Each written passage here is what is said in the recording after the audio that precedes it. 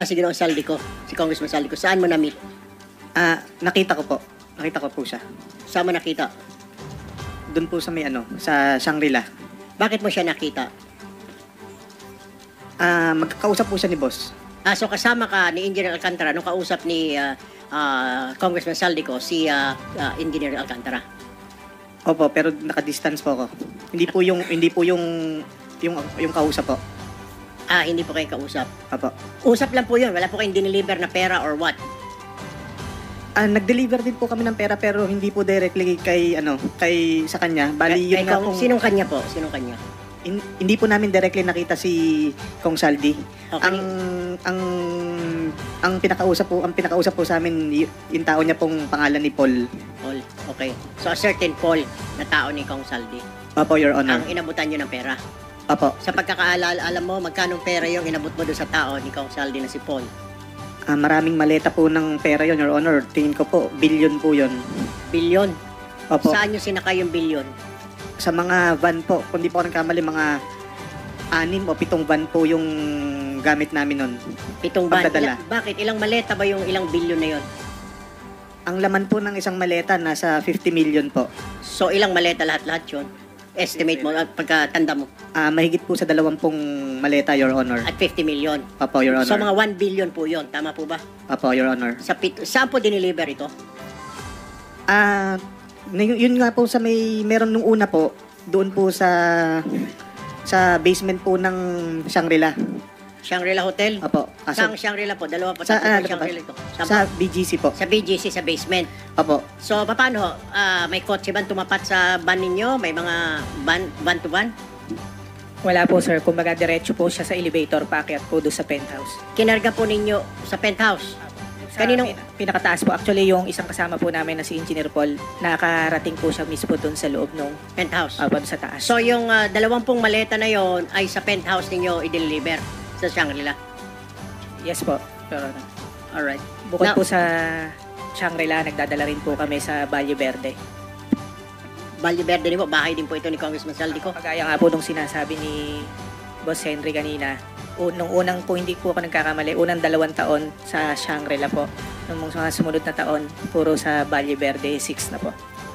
Moving forward, doon po sa mga tatlong senador na nabanggit, Senator Jinggoy, Senator Villanueva, Senator Bong Revilla, na-meet nyo na po ba at any one time or any point na pumasyal po itong mga ito sa inyong tanggapan? Ako po, hindi po. Parang hindi po sila napunta sa office. Hindi nyo rin po nakita itong mga ito or nakita nyo, nakausap nila si Engineer Alcantara? Si kay San Joel po, nakikita ko po nagkakausap sila, nagkakasama po sila. Nagkakasama sila? Opo. What about Senator Jinggoy? Kasi po, lagi po kami magkasama, di ba, sa halos umaga hanggang gabi po. Through phone po. Actually, pagka meron po yung instruction sa kanya ng merong utos sa akin si boss, galing, for example po, utos po ni Boss Robert na may po program na gantong amount dahil sa ganitong kay senador na ganito. Yun po. Sino senator na ganito? Walang senator na ganito? Pasensya na po. Kay Senator, Senator Jinggoy po. Alright. Tapos, may sinasabi din siya, pati si Senator Bong Revilla, na damay din. Ganon din ba ang sistema? Sinasabi na ikarga doon sa inyong listahan? Ang instruction po niya, ganito yung obligasyon para kay Senator Jinggoy. So, alam niyo na kung paano aatakihin ang programa ng project natin. So, lahat po ng ito, dahil 25-30% narinig po natin kay Engineer Alcantara. So, persado po na maging substandard ang proyekto or maging ghost na lang? Nakakasigurado po ako na lahat po ng proyekto sa Bulacan First substandard po. Lahat ng proyekto. Particular na ang flood control, tama po ba? Lahat po. Opo, Your Honor. Substandard. Tapos na po ba ito? Hindi pa? Hindi ko po alam sa ngayon, Your Honor. Wala po akong way para ma-monitor po siya.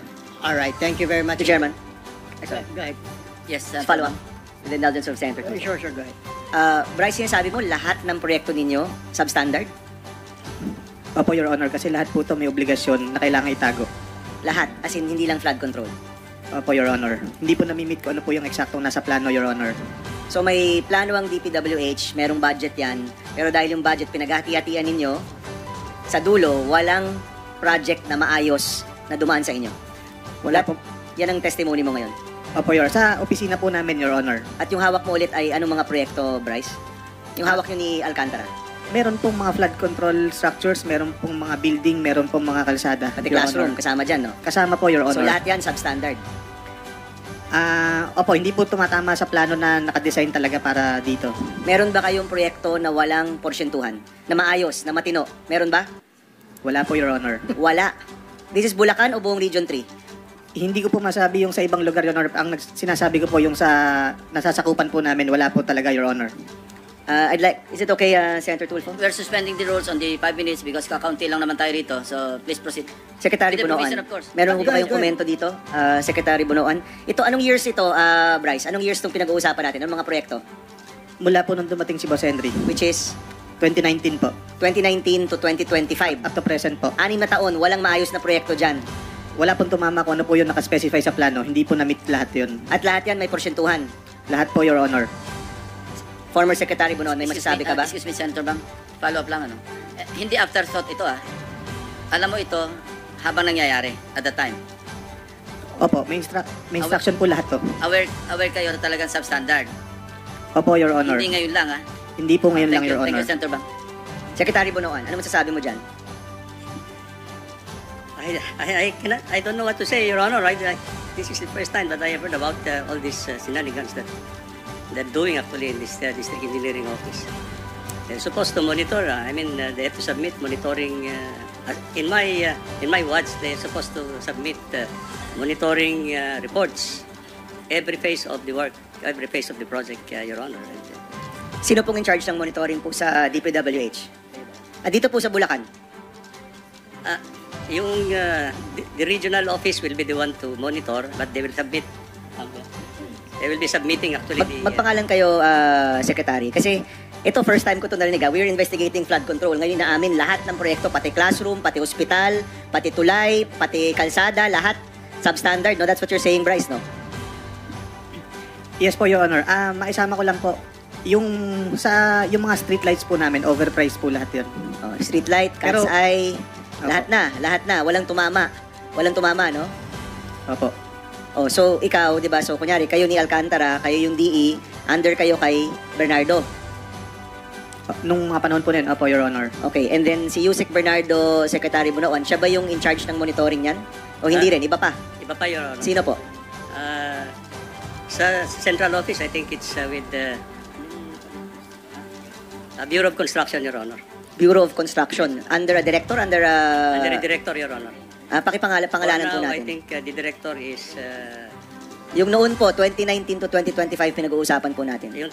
during my watch, Your Honor, the Okay. director for Bureau of Construction is Engineer Alan Borromeo, Your Honor. Alan Borromeo. Sige, magandang makausap rin po natin siya, Mr. Chairman.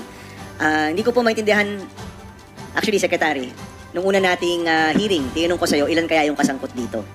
Para po mangyari yan, ilan po ba talaga yung kasangkot dito? Kung ganyan ka-widespread po yung korupsyon na hindi lang to nakalimita sa ilang proyekto, lahat ng proyekto sa kanilang probinsya, you handle the province ba, Bryce? Bulacan lang bang inahandle ninyo? Opo, tatlong district, In Bulacan? tatlong congressional district po sa Bulacan. Sa Bulacan? Opo. Yes, Secretary.